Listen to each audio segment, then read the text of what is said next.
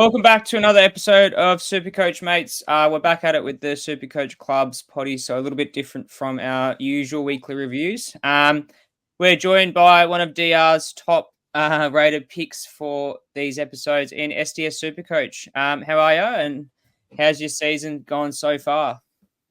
G'day, Tom. It's obviously very pumped to be on here. So I do very much appreciate the invite. Shout out to DR. No worries at all. So how my season's gone. Next question. Nah. Look, I'm 7.5K rank at the minute. So I've had a couple of good weeks.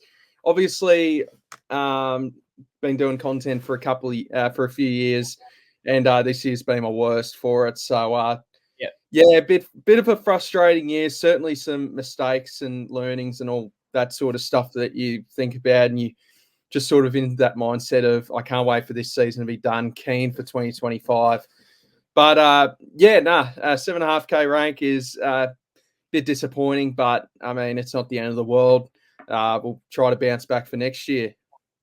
Yeah, no, 100%. I guess everyone's had a stage, and especially when you're creating content, as I spoke to other creators, you're in that kind of bubble a little bit where you get exposed and compared to other creators, and especially when you don't have a great season, it goes down shit creek a little bit. But I mean, moving on to the positives, I guess, is there anything, obviously you've probably not had the season you wanted this year and whatnot, but is there any positives or learnings that you've taken out of this year, especially with the footy trades and stuff like that and the slight changes post-COVID that you think are going to put you in good stead for next year?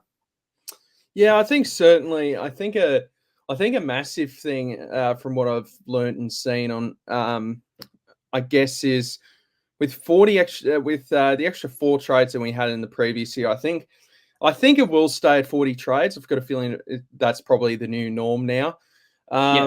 Certainly just upgrading your side no matter what. Don't fall in love with rookies. Just sort of try to upgrade your side as quickly as you can, and you can sort of make luxury trades throughout the buy rounds. So that's sort of something I'll look to do. And another thing is probably not paying top dollar for these blokes. There's just more often than not, it doesn't pay off because usually the majority, I think there's only been like one player this season that hasn't gone below 600K, and that's been Bontempelli.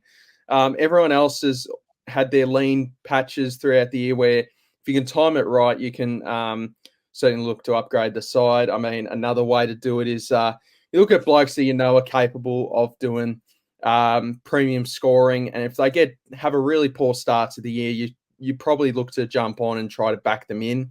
That sort of thing. Certainly a lot of things that I regret, of course, but I think I guess my positive this year is just the community for SuperCoach. That's been unbelievable.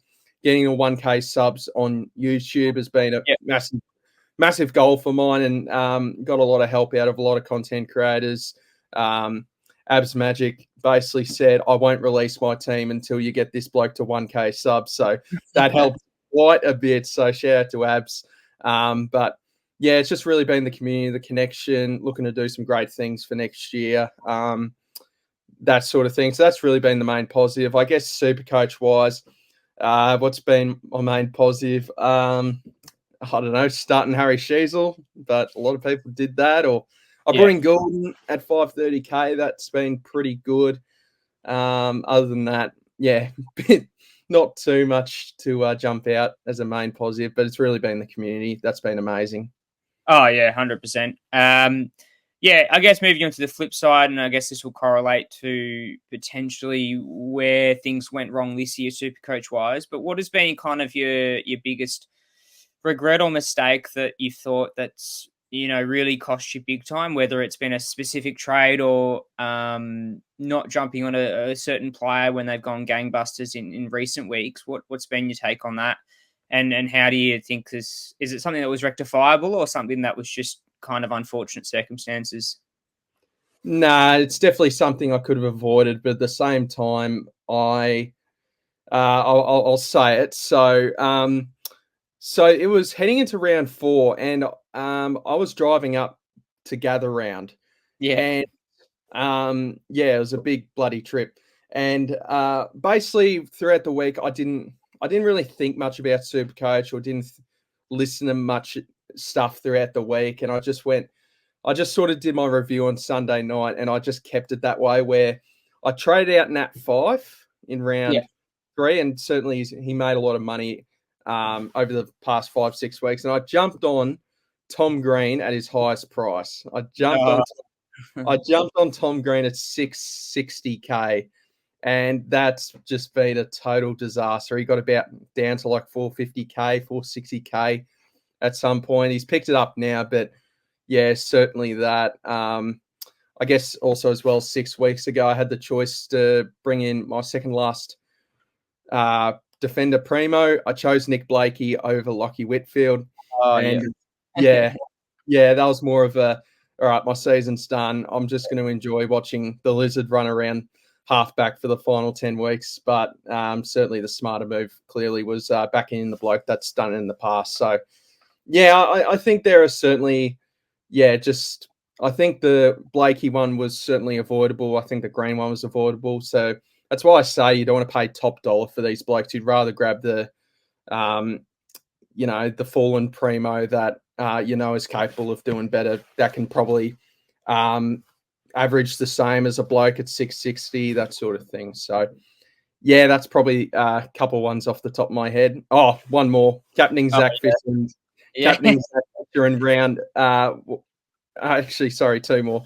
Captaining Zach Fisher against Collingwood, where he scored a 71. And in that same week, I was driving back home from work, and I was adjusting my side. I drove back home. The game just started when I got home. It was 7:40, and I realised I didn't have the VC on Zorko against St Kilda, and he went 141, and I had to captain Zach Fisher.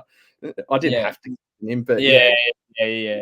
I just knew my season was totally done there, and certainly a few mistakes this year. Oh, no, 100%. No, I think I spoke as well with other people that almost seems like this year you've been punished the most if you start bringing players to their top price, and I think that's been a consistent theme throughout. Is that I don't know if it has been the case in previous season, but it seems this season, especially in comparison to most recent times, it almost feels like you benefited most from playing the game as it should be played in the sense of it's, buy low, sell high. And it seems like it's rewarded people the most in that regards. But I guess with only 5 weeks left in the season, and either you got people in some camps like yourself who are just trying to have fun with the game and picking players you like to watch, compared to other people out there who are actually, gunning for high positions or trying desperately to stay in there. Is there any players in particular, pod wise, unique wise, or safe wise, that you think are good picks moving forward that can really rocket people up the rankings? So I mean, I guess one that comes off the top of my head is if you can afford him, like Jack Sinclair. He's got the Marvel run home. Obviously, gotten that roll back off halfback. That certainly hurt the blokes like Wanganeen, Miller, that sort of thing. So Sinclair there. If you can grab one of the Lions boys, I mean, Dunkley, Neil, that's always very good. I think in the ruck, you could look at, I use DFS as a tool to help me think about like blokes who traded out Gawn. If you went to Tristan Sherry, I think that would have been a great move. I know he's not exactly a pod, but just a guy that you can bank on every week to get you 100 plus. If you just want secure, if you want super pod, you could look at obviously he's concussed this week, but Toby Nankervis. I mean, if I was to trade out Gawn, it would have been a Nankervis because of that run home. Certainly really good for rucks. And the forward line's extremely hard. Feels like there's 4 or 5 blokes that are pretty clear, and then you got your Zach Fishers, your Kernos, that sort of thing, your Jacksons. So I think if you can find a way to get Rankin back after his suspension, a lot of people would have traded him out. He would be a very nice pod for your SuperCoach finals as well.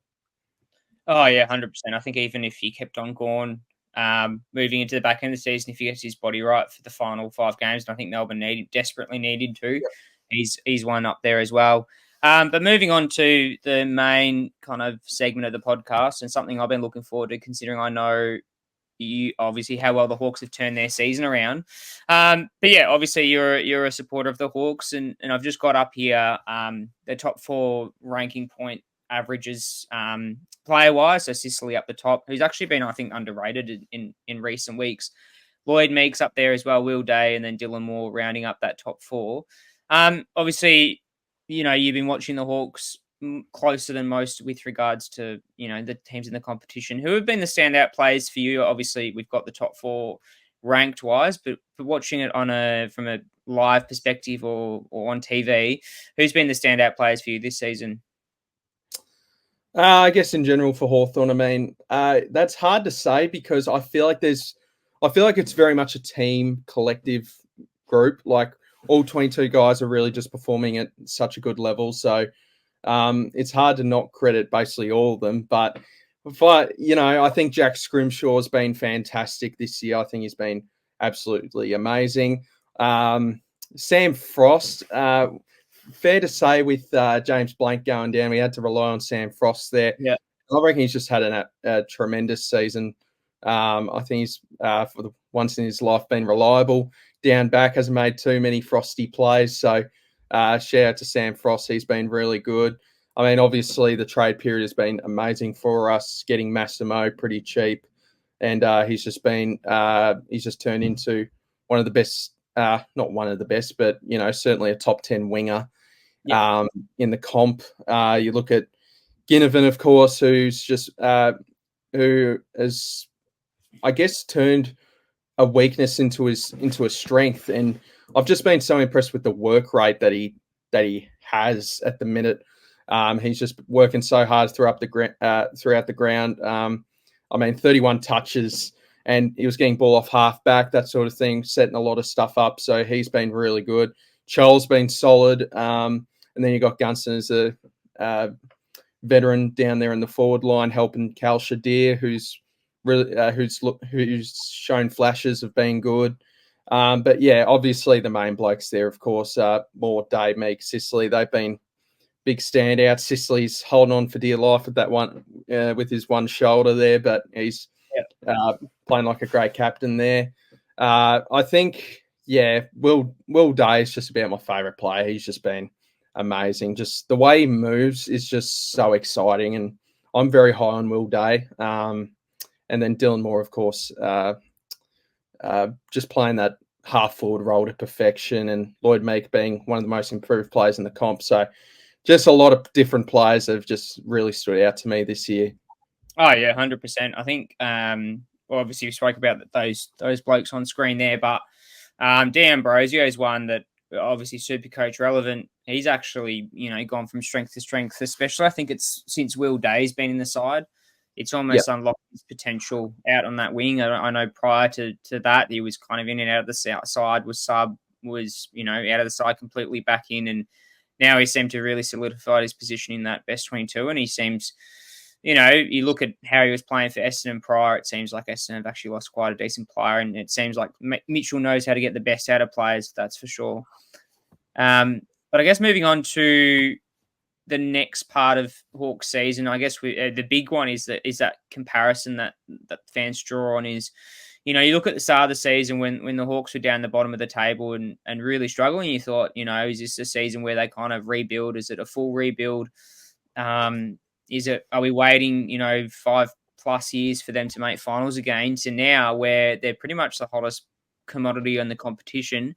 What do you think has been the main factor for that change that's happened in regards to ladder position? I know when St Kilda played the Hawks, we thought, you look at it now and we did all right against Shield Mob, but you basically smashing most teams that are coming your way, and you look like you're playing the most exciting footy out of anyone in the competition. But what do you think has been the main factor or a reason for why that's been the case? I think very much the midfield. I think that has dictated a fair bit of change. It's like the start of the season, we were just dreadful in the midfield, and then you add Will Day back into the side, a couple of weeks for him to get going, and he's just been amazing. So such a different player when we've got him in the side. So we've turned into one of the toughest midfields in the comp now. I guess in SuperCoach sense to score on, but just we're playing so well in the midfield there. So getting Will Day back in, and I think the midfield's the main stride, but also I think just getting that close win against the Dogs, getting that close win against the Saints, I think that sort of built quite a fair bit of confidence into the group where they can just, have a bit of fun with footy and, just really build their confidence for playing good footy. So, I think just they just seem to be having a lot more fun in the back end of the year compared to the start of the year. But I think the midfield's been the main drive, and it just seems like Mitchell's game plan's starting to click now. So, it's been extremely positive. Yeah, I think with any side, if you really release the players or allow the players to play with a bit of freedom and a bit of expression on the field, you get the best out of them for sure. But I guess with the dream of getting into finals and doing some damage in the finals, as all the media gurus seem to say, I can almost, envisage you guys going and sneaking into a final spot and playing Essendon in an elimination final, knocking them off, and that would cause a bit of a stir amongst the Essendon fraternity. But I guess obviously, if you do make finals and do want to get a consistent run, what do you think, if having the game or seeing the games that you've seen and obviously experienced the highs and lows of the Hawks season, is there anything in particular that you can pinpoint team-wise, play-wise, structure-wise that you think needs to be tweaked, in your opinion, slightly to create a Hawk side which can be consistent for playing finals? Because obviously, I'll use St Kilda for example. We made the finals back in 2020 and won the elimination final, and everyone thought, "Here we go, we're top four already. Grand finals not around close around the corner," and all of a sudden I went back down in 14th, and I think a lot of people overestimated our ability. But for the Hawks, do you think there's anything that needs to be tweaked to kind of ensure that your form is maintained in a high pressure kind of final scenario? I think certainly a defensive transition can certainly do with a bit of work. I think that's probably the main one. As good as we've been, I feel like that can be our weakness, where the other team is going super, super quick with the ball. I mean, we can usually get saved every now and then by a Sicily mark or a Scrimshaw mark, but I think Geelong just out. I think the Geelong game really pinpoints how finals teams can do it against us right there, just playing with so much pace. And I guess certainly, if we were to make finals, we're going up against teams with a fair bit more finals experience of recent times. So, I do think if we can get, if we can just get in there, I think we can cause a bit of a shake. But there are some teams that can certainly limit our strengths. But I think it's just, I think in general with Hawthorn, I don't think it's the end of the world if we miss finals. Like, I don't think we have any expectations for the rest of the season, sort of thing. We weren't really meant to, be in conversations for finals when you look back at round 7 against a Sydney side where we got absolutely thumped. So, just anything that comes our way is just a positive at this point. But it's really exciting. If we can get in there, get the right opponent, we can cause a bit of a shake. But just certainly that defensive transition. If teams get out on the run, we can certainly be exposed a bit. So if we can just be a bit more stable with defensive transition, that'd be great. Oh yeah, 100%. I guess furthering on from your recent successes and big wins, do you think that a lot of it has got to do with kind of allowing the players to flourish in their own positions, play with the freedom, play with that aggression moving forward? And you look at Brisbane DR side, like they do it to a T, playing front half footy where the ball just lives in their forward line due to their immense pressure. Or do you think it's got to do more with Mitchell's philosophy, where he's actually got a real strong structure in place and it really doesn't matter who he's got on the side? Or do you think it's, the players that you have on the list that are really starting to show why they're, top dollar? Yeah, I think, and also as well in this run, I don't think we've had too many that many injuries. I mean, the main one's really been Sicily, and then of course Mitch Lewis, unfortunately, doing his ACL. He would make our side even better. So, yeah, I think, yeah, that's hard to. Yeah, I think certainly just staying healthy. I mean, you implement guys that, if you lose injuries, of course, you're in a bit of strife, certainly to key position players. So I think staying healthy is really the main one. And I think that's, the success of most finals teams. So, yeah, I think there's probably guys at Box Hill where you wouldn't want to cut too deep and, they're sort of implemented into a role that, the injured player's doing so well in. So, I think that's really the key, and yeah, just staying healthy at the right time, really. Oh yeah, 100%. I think you look at sides where they start, like Sydney, for example, have obviously had a rough patch or rough month. You look at McInerney's been out, Papley's been out. They're starting to lose real crucial players at Yeah, the wrong time. Whereas you boys have got a full bill of health, and if you can maintain that, anything's really possible. But I guess moving on to this man here, it's been massive in the last couple of weeks. He's almost been best player in the AFL. You could argue with regards to his impact in games as a small forward, but looking at Ginnivan, I've just got a few stats there. Is it ranked elite in disposals, elite in kicks?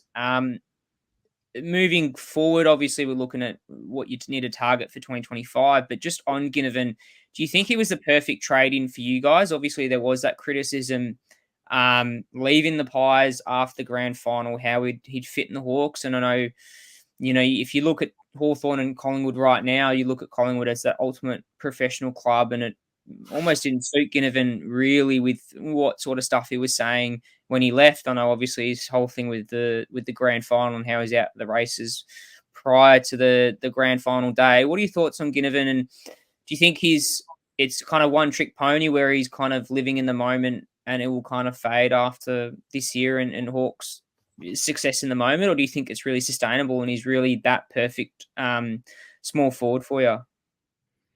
I think this year has certainly just been the perfect small forward for us, where there's a bit of creativity, a bit of cheekiness, but just really, as I said before, the work rate has just been absolutely outstanding, and certainly something that he's worked on over the off season. Yeah, I think that's really the key. I think he certainly came to Hawthorn with a point to prove. Really, bit of criticism about him, certain parts of his game, and he's just certainly worked on certain things to make him the player that he currently is. He's just been outstanding, and just really the perfect small forward that we needed, with blokes like Tyler Brockman leaving the club, Luke Bruce retiring. Well, not he hasn't retired yet, sorry, but he's close to retirement. Yeah, sorry, but yeah, I don't know. Like, I still think Collingwood was certainly looking to go to that next level. I mean, they won a flag. They're looking to continue that sort of form, bringing in Lockie Schultz, where he's probably just a guy that, at the time was a much better version of Ginnivan. But obviously, that hasn't exactly turned out to be the case. I think Ginnivan's just brought his game to a whole new level. I think this is the best footy he's really playing. At Collingwood, was mainly just a small forward kicking goals, but now he's just doing so much. Yeah, he just seems to stand up in the big moments. And yeah, I'm still, I think, Collingwood has the initiative to, after winning the flag, they want to keep going. And I still think Lockie Schultz is perfectly fine. I don't think there's any issue for Collingwood going Lockie Schultz. Obviously, it was a big price to pay with the first round pick, and that might be looking inside the top 10. Well, probably is, with their season just about done. So I think if they had their time again, they would love obviously the top 10 pick, but hindsight's a wonderful thing. But I just think Jack Ginnivan's just been a perfect fit for us, and I think it was, yeah, as the perfect trade, I'd just about say so in Hawthorn's sense, but Collingwood certainly were looking to upgrade that small forward spot. So I think it's just turned out very well for Hawthorn, and I still think it could turn out fine for Collingwood. But yeah, as it stands, I think it's a massive win for us. Oh, 100%. I think we might see the best in Schultz after he's been in a year in the system in the Pies. But yeah, Ginnivan's fitted in seamlessly. But I guess moving on to 2025, before we go into our Q&A segment, is there any kind of players that you want to target in the draft or in free agency to kind of shore up positions in the team? Like, obviously, you went and got two really enigmatic key small forwards in Watson and Ginnivan. They seem to be the perfect duo. Is there any other positions now leading into the draft and next year that you would like to see the Hawks kind of shore up? I mean, obviously, Josh Battle would be just fantastic. We're probably, if we could land Josh Battle, that'd be amazing. Just sort of that post Sam Frost life, as sad as that sounds. Josh Battle would be fantastic. I think it'd be a great fit for Hawthorn. Just purely depend whether St Kilda can convince him to stay. But I mean, it sounds like a lot of money in a lot of years. But if you can secure your key back for the next 5-6 years, that would be amazing. So fits sort of the right age bracket for what we're looking for. In terms of the draft, it's hard to say because we're now at a point where any sort of draft pick, it'll take a fair bit for them to get into the side at this point, just the way we're playing. And but I think so. You could probably look at a key forward maybe with Mitch Lewis out for a year. We've got Scaife in there and Cal Shadir. I mean, Gunston might be retiring, so probably a key forward or a medium forward, that sort of thing. But it seems like a very midfield heavy draft where it wouldn't even surprise me if we could trade back the pick or trade out of the first round, where it's probably midfield just really isn't a position we exactly need. I think Cam McKenzie still has potential to become a midfielder in our midfield there. So instead he's been playing on the wing, that sort of thing, half forward. So probably if we had to take the pick, probably just grab one of the best key forwards in the draft, but it seems very midfield heavy. So it wouldn't surprise me if we traded back or traded out of the first round to maybe grab an extra pick for the following year. But yeah, we'll see. I still think there's holes in the list, but I think we also have good cover for those holes. So, but yeah, if we could get Josh Battle and maybe if we kept the pick, probably a key forward and just sort of players that can fit into our sort of game plan. So that's probably about it. Yeah, 100%. I think my gut feeling as well from a St Kilda perspective point of view is hoping that it's a win-win situation for both clubs because I know that we're pushing hard to get high draft picks in and apparently... Yeah, you'd love to pick 4 or 5. Yeah. Oh, yeah, 100%. I think we've got cover with regards to, Caminiti and stuff being groomed as a potential key back and whatnot. So, and shoal makers as well. Yeah. So, yeah, we'll see how we go. But I could see, sure. If you can grab a couple of midfielders inside that top 5, I think that'd be amazing for St Kilda. I think it would be a win-win sort of for both. I know it'd be tough to lose Josh Battle, but just getting a couple of top 5 picks in there would be fantastic for your mob. Yeah, exactly right. But we'll see how that transgresses. I guess moving on to a couple of questions that we've been sent through. One of which from Abs, which I'm not sure this is tongue in cheek, but how many flags are the Hawks going to win in a row? Maybe a little bit too caught up in grand final ticket purchases yet. But do you reckon that, I guess being more realistic, is this kind of run to the final sustainable moving into next year? And I guess, if you package your form up in recent times for you've got no reason why you could dream for a top 4 consistency and into grand finals and whatnot. But what are your thoughts on I guess moving forward into regards of form and pushing into consistent final berths and obviously dreams of grand finals? Yeah, I still think we're probably, I think at the minute, in my opinion, a couple of years off before we start talking about grand finals. But I think this side's certainly capable of getting there. I think just certainly hoping that natural progression can add a couple more stars into that list even further. I certainly think we're capable of being a grand final side. probably not in the next couple of years, but I think certainly down the line, that's for sure. But maybe before this decade's done. But yeah, I think we're on track. We're on the right track. Still a few things we need to work on list wise and game style wise, but I think that we're starting to see the pieces connect together. So I'm very excited for the future. Yeah, I think HawkBall is in full precision, that's for sure. But I guess this question is actually quite an interesting one. I know I was on the Centre Bounce podcast earlier, or the stream on Monday night with Jaden Popowski as well, who does all the stats, or is the stats guru on SuperCoach. But what are your thoughts on, I know there's been criticism in the media, and I know this is really dependent on where you sit, but obviously when you watch Hawthorn play, basically every player is a unique celebration. You had the Giath and Ginnivan, photo shoot going on after Ginnivan kicks that goal. What are your thoughts on these unique celebrations? We've obviously seen it with the Lions doing their individual songs post goals. I know North do the same thing. I'm pretty sure, having been to a couple of North games myself.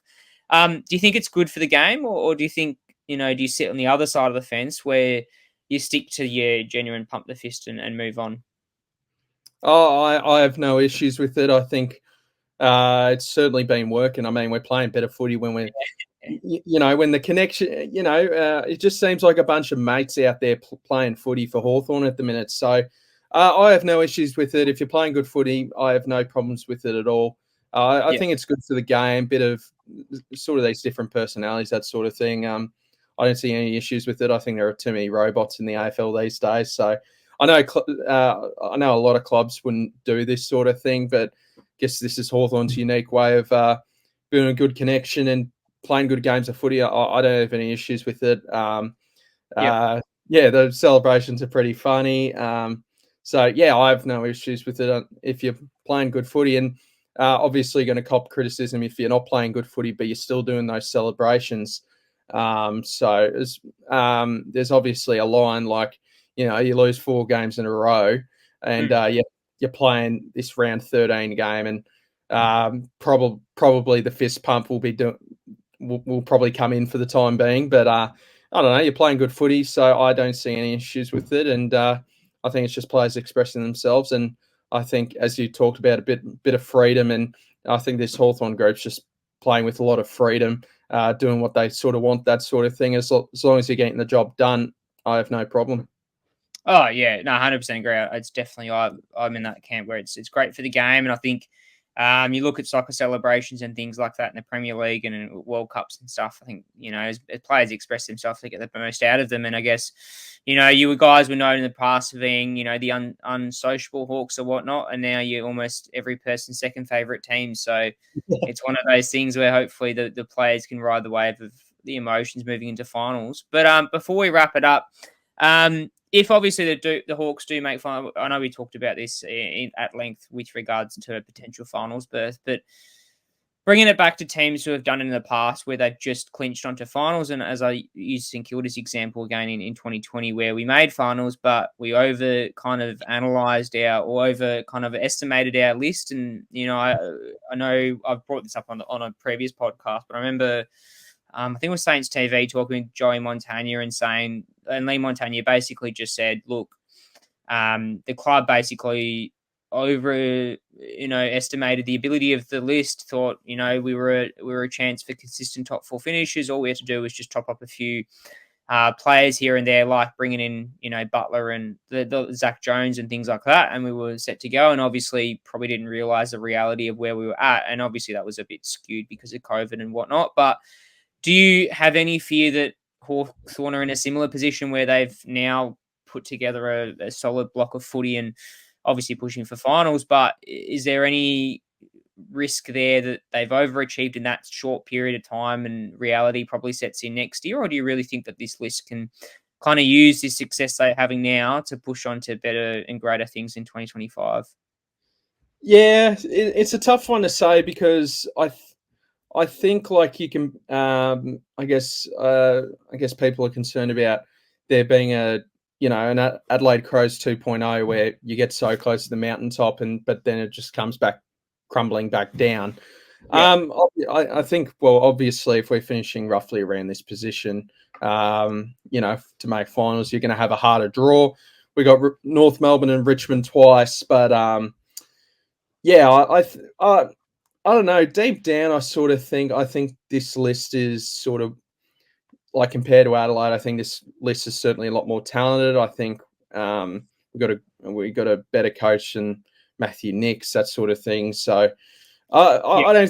I trust our football club to not have this massive regression year. I think we are overachieving at the minute. I think it wouldn't surprise me if we stagnated. So it would surprise me if we went back to bottom four, that sort of thing. But it would have surprised me a fair bit. But I think it wouldn't surprise me if we stagnated, though. But at the same time, I think just the way we're playing, I think you can still Hawthorn can have that capability of playing like that for 23 rounds next year. So it's tough to say. Probably the most surprised I'll be is if we have a massive regression like Adelaide did. But it wouldn't surprise me if if we were sort of in that middle pack again. Sort of teams will figure a lot more out about us in the off season, that sort of thing. So, so I'm probably on the fence a little bit. I think we're certainly capable of keeping this up. But I think just maybe fixture, maybe sides know what to do a bit more for next year, because I think we have overachieved a bit. So it could just be stagnating between that 8th and 12th position again next year. But I think I have big faith in this group, and they can achieve massive things if we can just keep playing the way we're playing. So, yeah. Oh yeah, no, 100% agree. I think you're in good position with Sam Mitchell at the helm. He's probably showed how good of a tactician he is. I would suggest he's probably beaten coaches at games and won games for Hawthorn due to his pure genius in the coaching box. There's obviously some coaches out there where you question what the hell they're doing down the boundary line when they're down by 20 points and they faded out, and you just think, is it a coaching problem? But I think Hawthorn are in a position where your list is at a point where there were decisions that possibly could have been made at season's end. Where why did you guys bring in Jack Gunston? Why did you bring an XYZ player? But Mitchell's flipped that completely around, and the script is now how far Hawthorn can go into finals, which is pretty amazing to think, but also just a credit to how close the competition actually is, because you look at the, St Kilda, as a St Kilda supporter, we're fucking still mathematically possible, as stupid as that sounds. So just, and you guys are, I don't know if you're equal on 8th or 2 points out of the 8 or something like that. So yeah, I think we're currently 10th, 11th. So very tight. It feels crazy how we've had such this good run, but just shows how even the competition is, as you said. But we're still 10th, 11th. Where most seasons where that sort of run would probably get you 5th, that sort of thing. But it's just a very even competition. That's very exciting. Oh yeah, 100%. It could make for a very exciting final series, that's for sure. But before we wrap it up tonight, just a quick one before we do wrap up. What is kind of moving or tying it back to SuperCoach?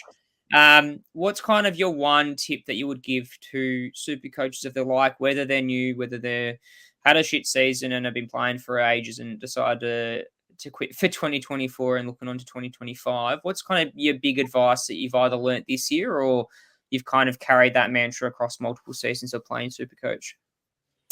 I guess you don't have to go with the crowd. If you've got a gut feeling about a certain player, then certainly go for it. It's not the end of the world. I mean, you're not going to win SuperCoach by picking what everyone else has picked, realistically. So, like for me, one of my good moves this year was starting Ollie Dempsey. I saw him in the practice match. He looked really good. It was just all about whether he could keep his spot in the team, because we know about how tough it is for young players to get inside that Geelong team. But I just saw a couple of games in the practice where he just looked really good and certainly a breakout candidate, and just sort of backed that in, and that was really good. So he's what's funny is I've traded him to Charlie Curnow, and I've lost, I reckon, about 200. Yeah. So for my final upgrade, but yeah, I just think, just sort of, if you have a real good instinct about a certain player, I think just go for it. Now, obviously, that doesn't mean like Dylan Grimes looks really good in the preseason here. Got to pick him, but certainly a rookie or a premium that is capable of making cash or being a top 8, top 10 player in that certain position. I think you just go with it and just have fun with it also as well. Just like obviously don't do what I did and bring in Nick Blakey because I just like the way he played. But if there's a certain player you enjoy watching and you know that they're capable of being a top 8 midfielder, then that certainly brings a bit more joy into playing the game where you can just really sort of cheer on a certain player. So that's probably my advice. Don't go with the crowd on everything. Certainly, if there's a rookie that you really like, but everyone's saying no, that's total rubbish. I just think it might fail, but it could certainly back up if it passes the eye test for you. Oh yeah, 100% agree. I think I'll probably be in a similar boat as never touching a Sydney defender again. I remember 2 years ago I brought in it might have been our first year doing this podcast. And I brought in Justin McInerney as a starting pick after seeing him pre-season, and that was pretty much the biggest bust you could potentially ask for, considering how badly he flopped in that first bit of that year. And I don't think I'm ever going to touch a Sydney defender post Jake Lloyd season. But yeah, I guess that's one thing to look. And I guess you do raise a really important point, and that's been a consistent thread, not just amongst this conversation that we've had today, but also with other content creators with trusting your gut. And I guess that what we kind of say is that if you watch enough footy, your judgment's probably the best judgment. Like you can listen to everyone out there, but we've obviously got our own opinions, and those opinions can still change from day to day as anyone's playing the game. So yeah, it's really important to do that. And also, as you said, we did Nick Blakey pick as frustrating it is to see Whitfield get 40 possessions out of defence with his kickouts. I mean, you just have fun and watch and support those players, and it makes watching a game of footy as a neutral a lot more enjoyable. That's for sure. But I guess before we wrap it up tonight, one thing we like to do with each guest is before we say our goodbyes, is there anyone out there that you've obviously worked with or collaborated with that you would like to see on a future episode, whether or not if it's SuperCoach creator or an AFL creator for sure? Oh yeah. I reckon have a crack at SuperCoach Pro. Good mates with him. My man Brad. Obviously, so a good mate of mine. Certainly a lot more loose than me, but you'll certainly get a few laughs in there. Have a good chat. He'd be really good. I'd love to see him get to 1,000 subscribers for YouTube next year. So certainly I'll do what I can to help him with that. So, I reckon he's certainly a guy you could look at for sure, Tom. Yeah, 100%. We'll get in touch and, hopefully make that happen. But really appreciate you hopping on.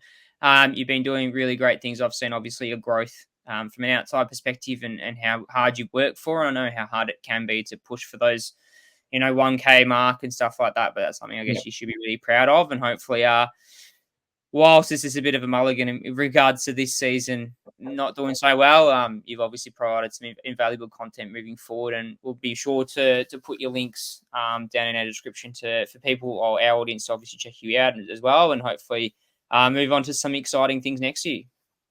Thank you so much, Tom, for having me. And don't worry, it's not the if the Hawks are going well, it's not the end of the world that my SuperCoach is having a mare. I hate to break it to SuperCoaches. I'd rather have Hawthorn have a good season than me have a good year in SuperCoach. So that's how big of a Hawthorn man I am. So thank you so much for having me on Tom. It's been a really good chat. I really do appreciate it. So thank you so much.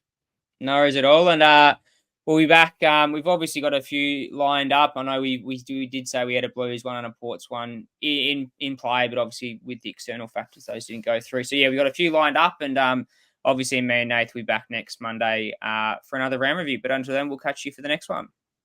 Thank you so much. Thank you, guys.